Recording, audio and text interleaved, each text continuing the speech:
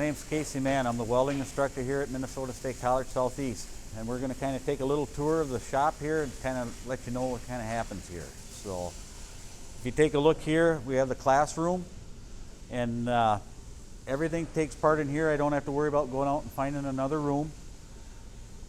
Second semester, tables will go away. We'll do projects and stuff in here, and we get outside projects coming in, and a lot of stuff we do for maintenance here saves the school money. So we can do things like that. Also, with the classroom being here, if students have a question, generally if one's got the question, 5 others have the same question. It takes one to ask it. So then I'll just bring everybody in here. We'll go to the whiteboard and we'll discuss the question and get the answers. So from here, we have our stick welding booths. I have everything divided into 12s. I can take up to 24 students here at Minnesota State College. So what we'll learn here is 60-10, 70-18, flat position. We have the Miller Thunderbolt, what everybody calls a buzz box. So if you get stuck, it'll buzz really loud. Everybody knows you're stuck. So, and I use the 60-10 and 70-18s because that's kind of the same rods that people will use in the field. Both rods are used for pipe welding. So if it's something you want to dabble into after you leave here and get into some pipe welding, you'll have some experience with those 2 rods also. We have our oxy-fuel station. And I start the year out with the oxy-fuel and the stick welding.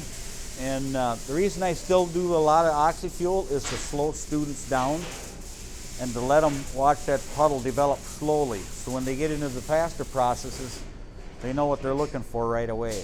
We do our MIG welding. Everybody's got their separate booths and stuff here. Same thing. We're kind of COVID ready, and we did all this last year, so we can separate and keep everybody safe. We use a Millermatic 252s here. Kind of a common welder used out in the workplace too. So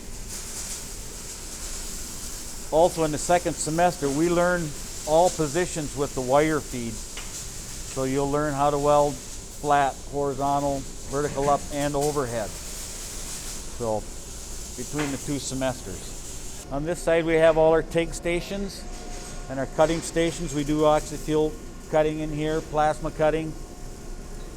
But with the TIG stations, first semester we learn everything on steel. Second semester we get into all aluminum, and then we get into out of position welding with the TIG also.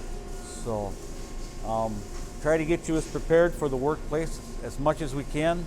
Also in the second semester we have projects, and there's an internship. I'll set you up with employers in the area, or if there's somebody that you would happen to know needs a welder, we can do that too. We can set you up with somebody that you know.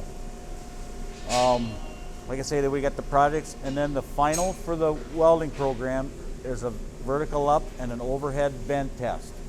It's done to the same standards as AWS D1.1 standards.